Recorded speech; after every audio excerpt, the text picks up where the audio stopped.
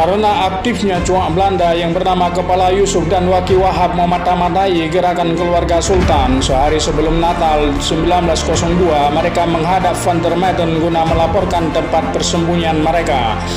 25 Desember 1902, pasukan Belanda di bawah pimpinan Mayor Van der Meyden melancarkan operasi untuk mencari permaisuri Sultan.